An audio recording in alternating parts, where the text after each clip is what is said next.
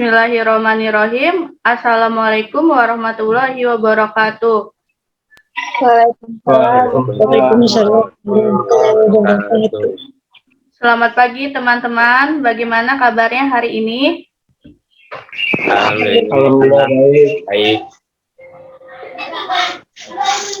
Alhamdulillah, semoga kita semua dalam keadaan sehat walafiat. Sebelum memulai pelajaran, alangkah baiknya kita berdoa terlebih dahulu. Untuk ketua kelas, Fajar bisa dipimpin teman-temannya untuk berdoa ya. Ya Bu, sebelum belajar, alangkah baiknya kita berdoa menurut agama dan kepercayaan masing-masing. Berdoa, mulai.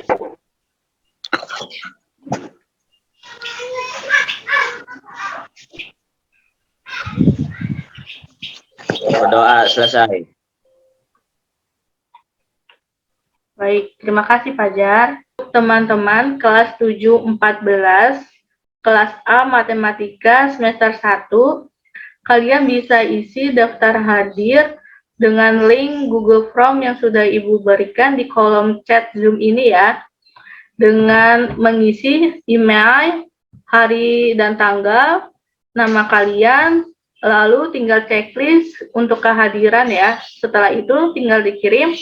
Ibu tunggu absensi sampai dengan pukul 9 pagi. Hari ini kita akan belajar mengenai garis dan sudut. Kompetensi dasar KD 3.4 menganalisis hubungan antar sudut sebagai akibat dari dua garis sejajar yang dipotong oleh garis transversal.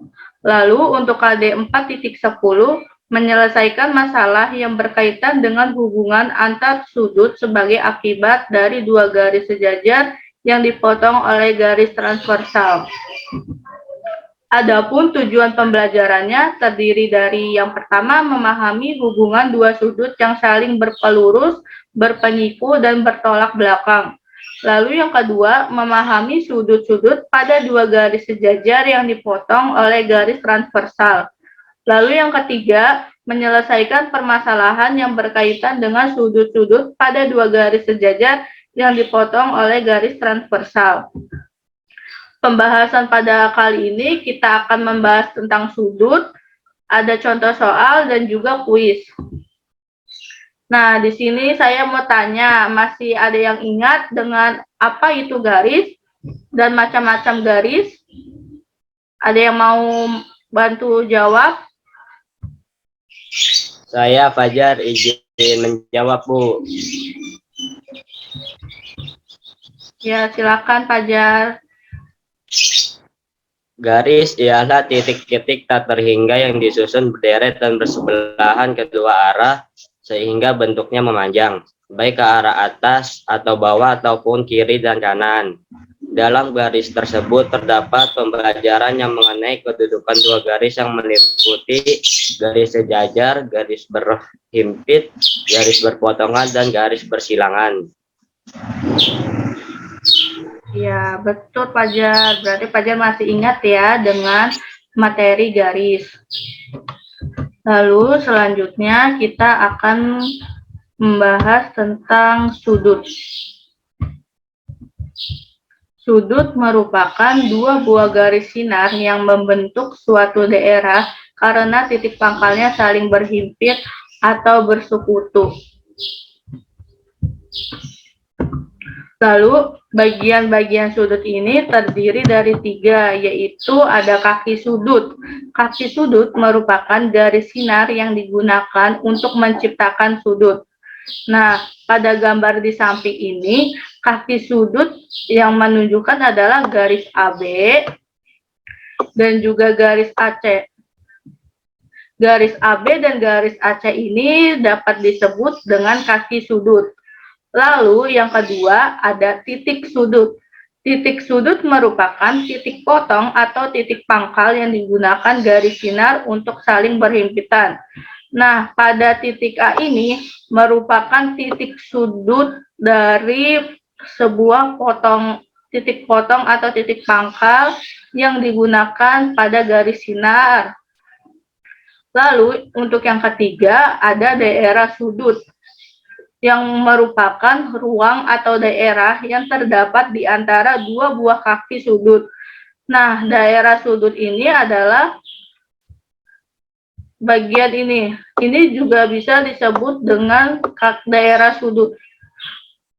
Garis AB dan garis AC ini bisa disebut dengan daerah sudut.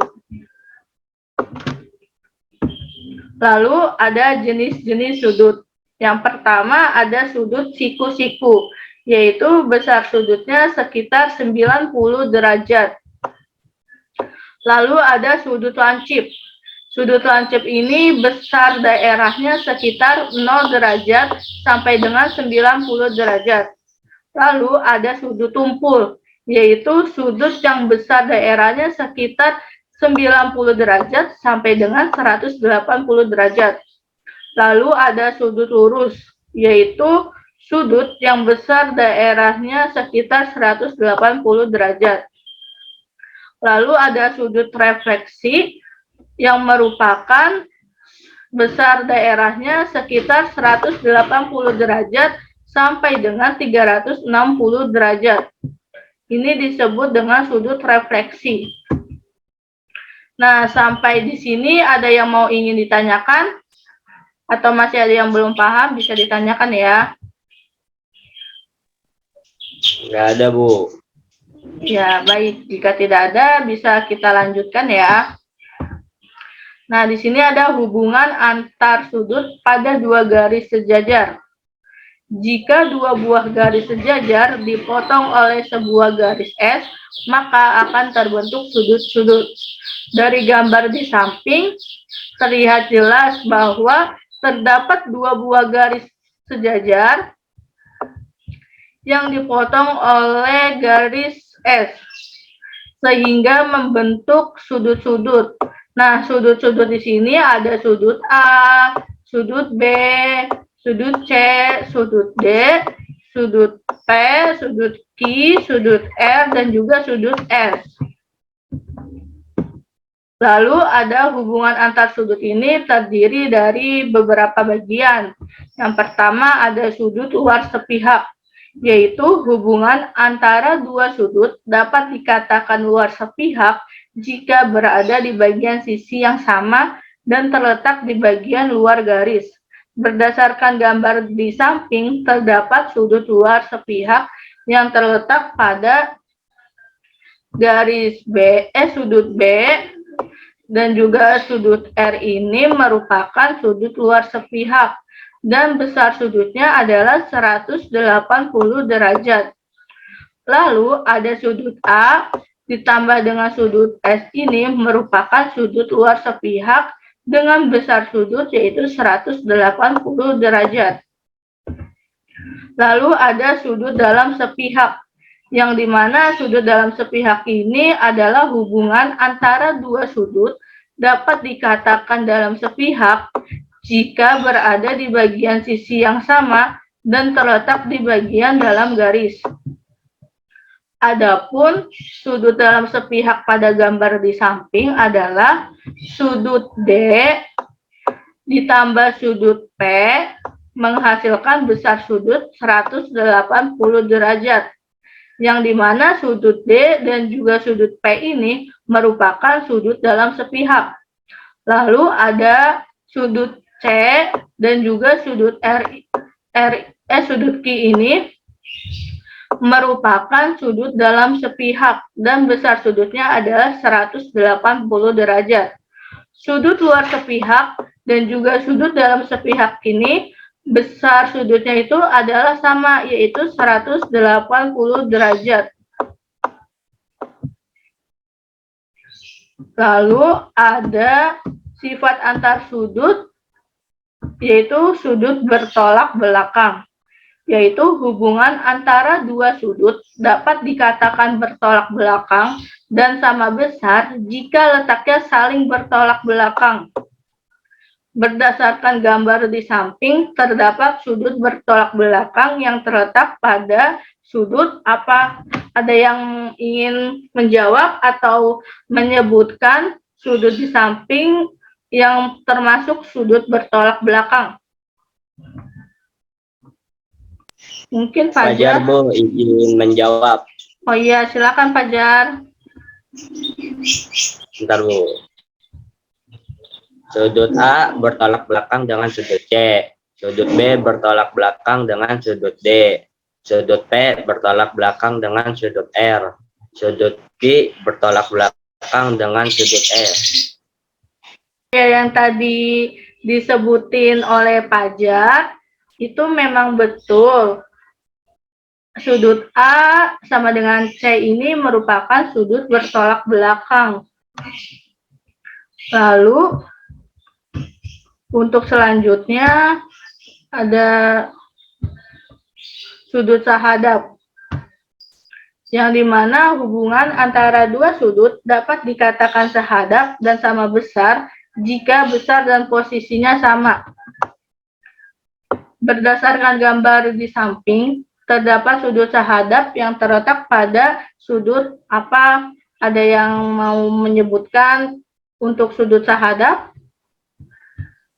Saya, Bu. Ya, coba Azim sebutkan. Ya, sudut A sehadap dengan sudut P, sudut B sehadap dengan sudut Q, sudut C sehadap dengan sudut R, sudut D sehadap dengan sudut S. Kita cek ya jawabannya Azim. Sudut yang tadi disebutkan oleh Azim itu termasuk sudut sahadap karena dapat dikatakan sahadap jika besar dan posisinya sama.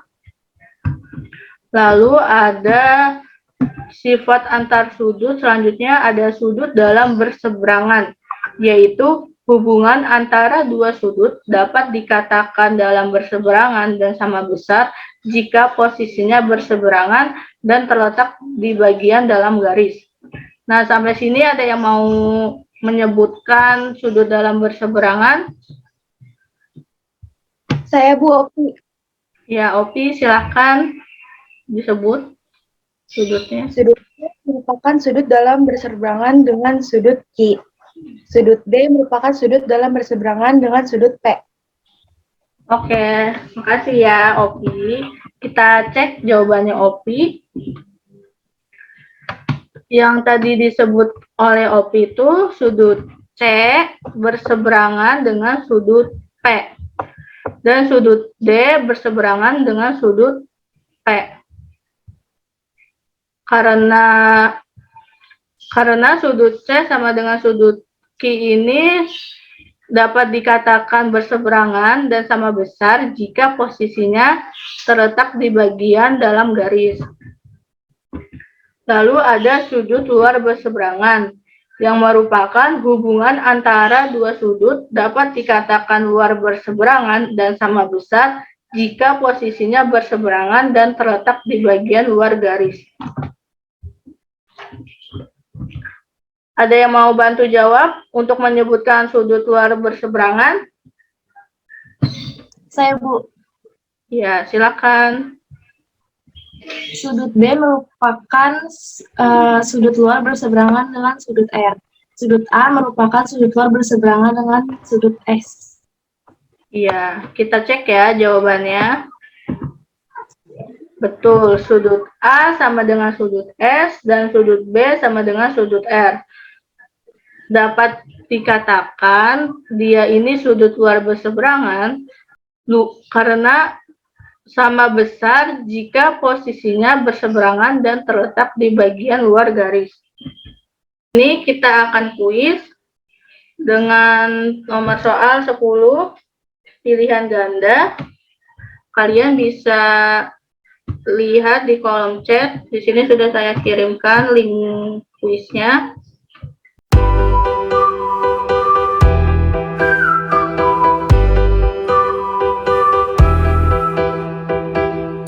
Peringkat pertama jatuh kepada Widya Nurjana Habibah dengan skor 3.270. Lalu untuk peringkat yang kedua ada Fajar Dwi Andika dengan skor 3.200. Dan yang terakhir ranking ketiga ada Aulia Zahra dengan skor 2.120.